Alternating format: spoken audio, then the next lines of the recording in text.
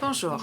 Qu'est-ce que vous avez quand vous recueillez, vous mettez ensemble 60 scientifiques et des experts sur la sexospécificité dans des ateliers internationaux?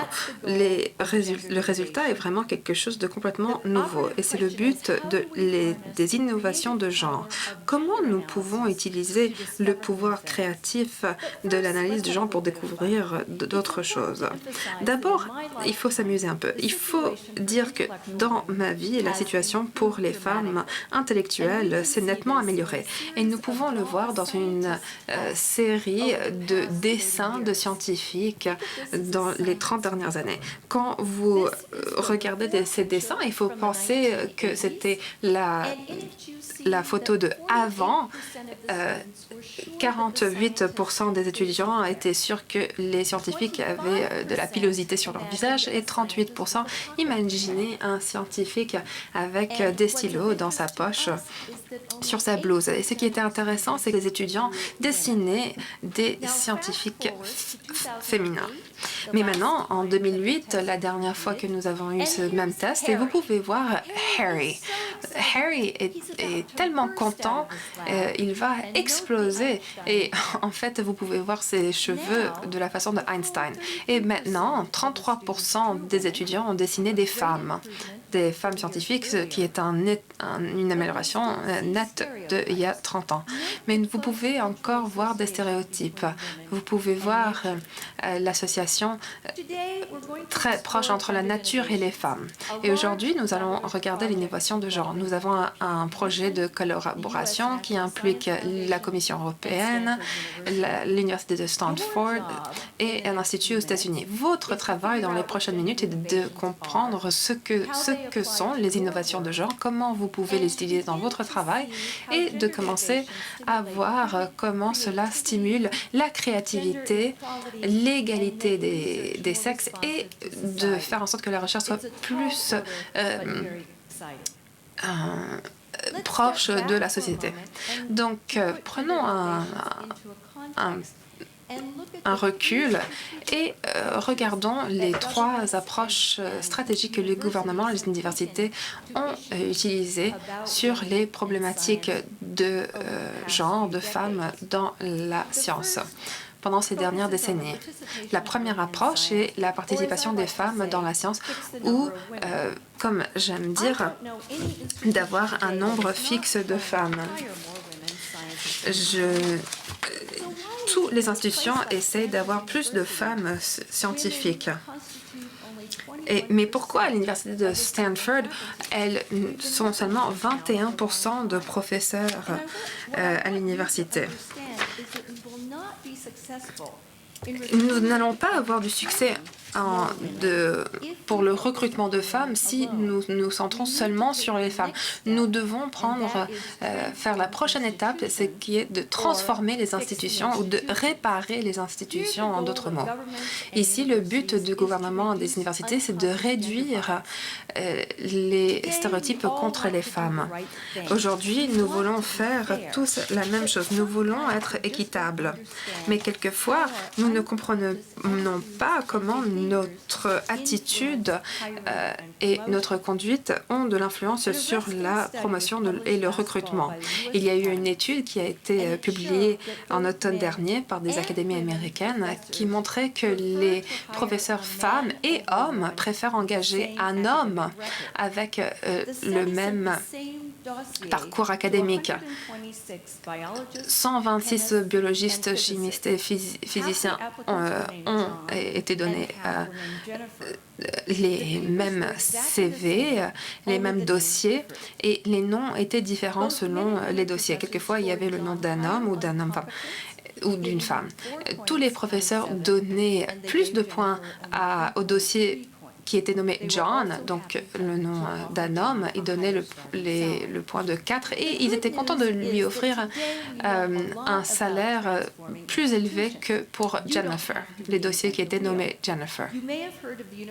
Vous avez peut-être entendu parler du programme STRIVE de l'Université de Michigan qui aide les écoles de sciences, les départements scientifiques à l'université d'améliorer les pourcentages de femmes et de l'améliorer sur une période de 9 ans. Cela nous mène à notre troisième approche, où réparer les connaissances. Ceci est le domaine le plus à la mode et le plus important dans le futur de la science. Et maintenant, je veux que vous écoutiez attentivement. Les données montrent que les stéréotypes de genre sont vraiment dans la société. Ils créent des inéquités dans la science. Par exemple, 10 médicaments ont été retirés du marché américain à cause de leurs effets secondaires.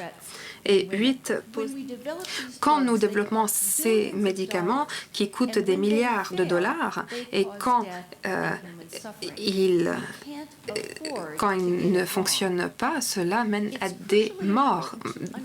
Donc nous devons vraiment comprendre cette problématique de genre, de sexospécificité. Nous devons vraiment regarder la base. Nous devons utiliser le pouvoir créatif de l'analyse de genre pour comprendre des choses différentes, pour observer. Donc, je vais vous parler des ateliers de l'innovation de genre maintenant. Alors, mon premier exemple vient du transport public. Les planificateurs urbains recueillent des données pour voir comment les gens utilisent des transports publics. Et ici, nous sommes en train de changer comment les données sont prises. Donc, ils prennent des données dans le domaine de l'emploi, l'éducation, les courses. Les gens qui voyagent seulement pour l'emploi vont de leur maison jusqu'au travail. Mais dans ces 4 catégories, vous ne parlez pas de personnes qui doivent aider des autres personnes, par exemple des personnes âgées ou des enfants. Et ces personnes ont des routes différentes parce qu'ils vont de leur maison au travail jusqu'à la maison de la personne âgée ou au centre pour les jeunes enfants et de retour à la maison. Donc nous devons utiliser ces données pour améliorer les transports publics, par exemple. Mon deuxième exemple, maintenant, vient de l'informatique, le processus de langage naturel et surtout la traduction des machines. Il y a quelques années, j'étais à Madrid et on m'a interviewé pour des journaux espagnols et quand je suis rentrée à la maison, j'ai mis les entretiens dans Google Translate, le service de traduction de Google. Et j'étais choquée de voir que le système me traduisait en tant qu'homme. Et il disait dans le système, lui, il... Comment est-ce que Google peut avoir fait une erreur tellement grande? Le système de Google Translate utilise le pronom masculin lui ou il parce que on le trouve plus sur l'internet que elle. Et nous savons que le ratio de les pronoms de masculin à féminin a diminué depuis 1965, de 4,5 à 1 jusqu'à 2 pour 1. Cela parallèle le mouvement féministe et les projets de financement du gouvernement pour accroître le nombre de femmes au travail. Avec le Google Translate, ils ont effacé ces 40 ans d'amélioration. Nous avons invité 2 experts de langage naturel au dernier atelier et ils nous ont écoutés. Nous avons invité des experts de Google et ils ont décidé qu'ils allaient le réparer. Et cela amènera à des innovations dans la traduction en général.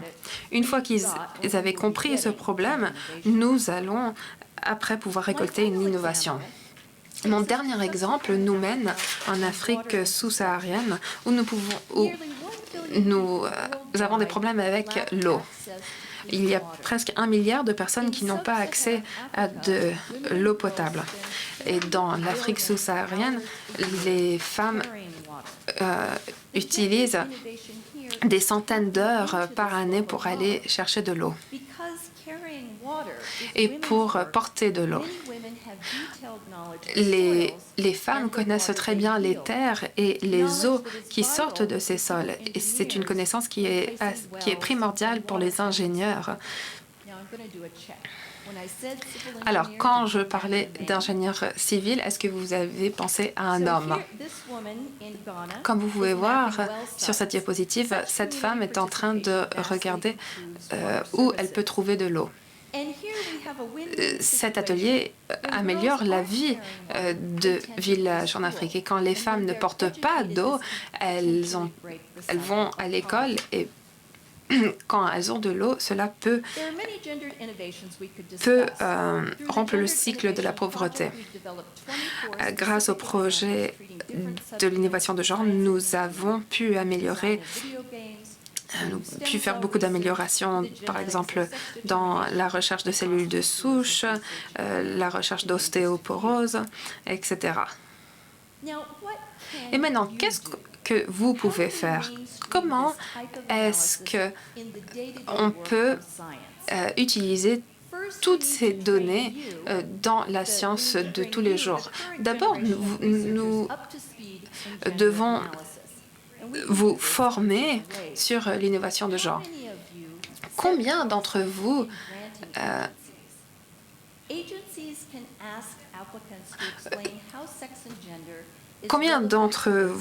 sont impliqués dans le recrutement, les processus de recrutement? La Commission européenne utilise l'innovation de genre pour leur système de financement.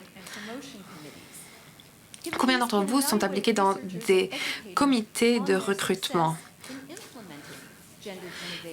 Vous pouvez utiliser aussi cette innovation de genre dans votre communauté. Combien d'entre vous sont dans des conseils d'administration de journaux? Des rédacteurs peuvent demander à avoir des analyses de genre pour le recrutement des journalistes et des employés. Et combien d'entre vous donnez des cours? Il y a des professeurs, des professeurs d'université ou d'école peuvent intégrer les résultats de l'innovation de genre dans le curriculum, dans les études. J'espère que je vous ai montré que l'innovation de genre mène à la créativité parce que cela nous offre d'autres perspectives et cela ouvre d'autres domaines de recherche. Nous ne pouvons pas ignorer ces opportunités. Merci.